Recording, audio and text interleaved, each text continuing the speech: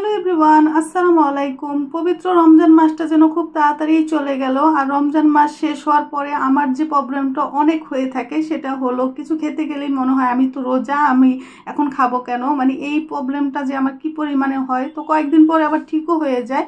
তো রমজান শেষ, ঈদও শেষ, সব কিছুই শেষ, বাচ্চাদের স্কুলের ছুটিও শেষ। তো এর মধ্যে আমি একটা কাজ করেছি, সেটা হলো সাক্ষী রোজাগুলি রেখে দিয়েছি 6টা রোজা, কারণ বাচ্চাদের স্কুল খুলে গেলে স্কুল যেতে হবে। আর এই গরমের মধ্যে আসলে স্কুলে যে রোজা রাখা পসিবলই না, কারণ বাচ্চাদের পিছিয়ে ছোটাছুটি করতে হয় সারাদিন। তার জন্য আমি সাক্ষী রোজাটাও রেখে ফেলেছি। তো আলহামদুলিল্লাহ আমার সব রোজা কমপ্লিট হয়ে গিয়েছে। তো সকালের নাস্তা তো দেখতেই পারলেন, পরোটা আর ডিম পোস্ট আর ডাল ছিল, আর চাও খেয়েছি। এরপরে তারপরে কিছু কথাবার্তা বলে এখন দুপুরে রান্নায় চলে আসলাম। তো হাজবেন্ডকে বলতেছিলাম আমাকে 5 মিশালি গুঁড়া মাছ এনে দাও। তো সে বাজারে যে টাটকা টাটকা গুঁড়া মাছ পেয়েছে। আসলে গুঁড়া মাছ খেতে তো খুবই ভালো লাগে, কিন্তু এগুলি কেটে বেছে রান্না করতে অনেক সময় লাগে। খালাকে অনেক রিকোয়েস্ট করে মাছগুলো কাটালাম। আমি আসলে মাছ কাটাতে অনেক আনাড়ি, মাছ কাটতে পারি না।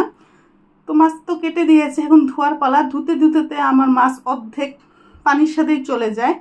কি আর বলবো, এত পরিমাণে ধোয়া হয় মাছগুলো, তারপরে মনে হয় এটা থেকে আরো ময়লা বের হবে।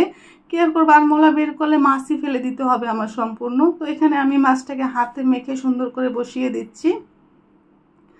এমনি তো রমজান চলে গিয়েছে মাত্র, আর তার মধ্যে যেই পরিমাণ গরম পড়ছে কিছুই খেতে ভালো লাগতেছিল না। তার মধ্যে যদি এরকম একটু গুঁড়া মাছ চচ্চড়ি করা হয় তাহলে মনে একটু খেতে ভালো লাগবে, টমেটো বেশি করে দিয়ে, ধনিয়া পাতা দিয়ে। তো এই যে মাছটাকে আমি একবারে সাজিয়ে বসিয়ে দিয়েছি। তো এই যে আমার গুঁড়া মাছটা হয়েও গিয়েছে, বেশি করে ধনিয়া পাতা দিয়েছি। তো এর মধ্যে আমি কয়েক টুকরা তেঁতুলও দিয়েছি, যাতে এটা খেতে একটু টক টক লাগে, ভালো লাগে।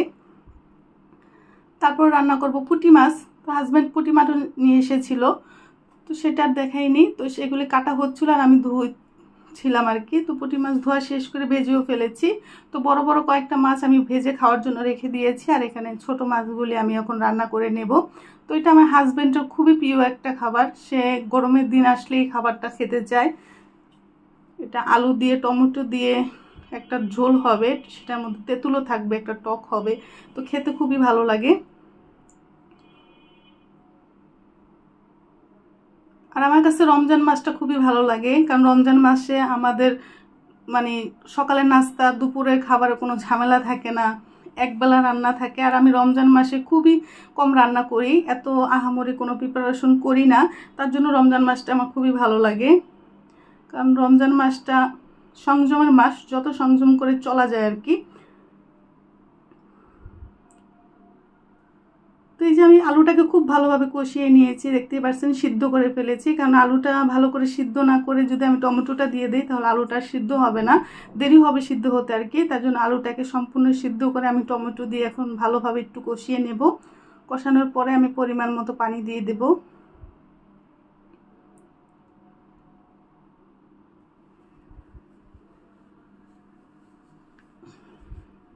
তো পানিটা একটু বেশি করে দিব, কারণ যেহেতু টক এটা হবে, একটু ঝোল ঝোল হলে বেশি ভালো লাগবে খেতে আর কি।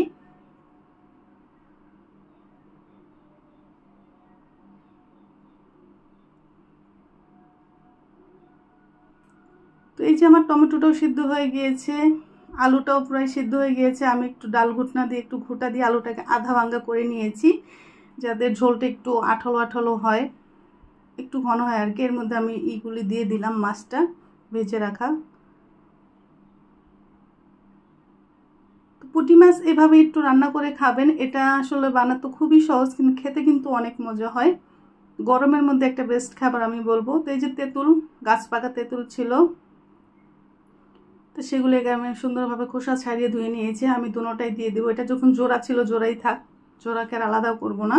তো আমি দুটোটাই দিয়ে দিলাম।